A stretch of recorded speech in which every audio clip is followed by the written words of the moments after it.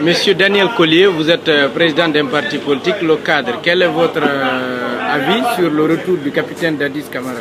Bon, mon avis est un avis de satisfaction. Après 3 années d'absence dans son pays, et le capitaine retourne son pays, quoi que ce soit dans une circonstance sociale aussi douloureuse comme la perte de sa maman. Mais il faut beaucoup se réjouir de l'arrivée du capitaine Dadis et que nous espérons qu'il reste beaucoup plus longtemps avec nous dans ce pays. Le président de l'UFDG, Cellou Dalein Diallo, a estimé que le capitaine Dadis doit bénéficier de la présomption d'innocence. Qu'est-ce que ça vous inspire? Oui, bon, écoutez, jusqu'à présent, le capitaine Dadis n'est pas inculpé, je crois que ce soit dans ce pays, aucune justice ne lui reproche quelque chose.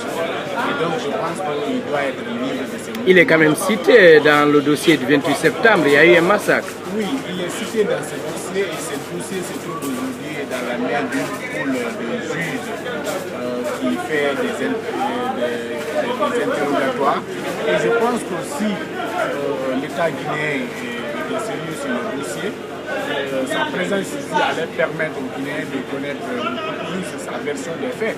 Parce que moi, je soupçonne beaucoup plus le président de la République de garder Dadis à Ouagadougou, de l'envoyer à la haie, pas pour que justice soit faite sur le dossier du 28 septembre, mais pour qu'on le punisse parce qu'il aurait tenu des propos à l'encontre de l'ex-ministre des Affaires étrangères, Bernard Koussouné, en disant que la Guinée n'est pas une sous-préfecture ni un arrondissement de la France. C'est pour cela qu'il voudrait le faire, mais pas pour le dossier, parce que si c'était pour le dossier, je pense qu'on aurait bien accueilli le capitaine Dadis ici.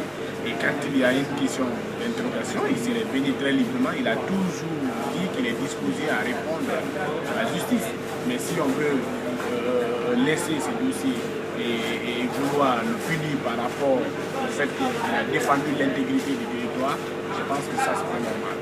Vous avez toujours soutenu le capitaine Dadis. Vous pensez que rester ici ou retourner à Ouaga, qu'est-ce qui est mieux pour lui? Bon, écoutez, c'est un citoyen, comme je vous l'ai dit, qui est libre.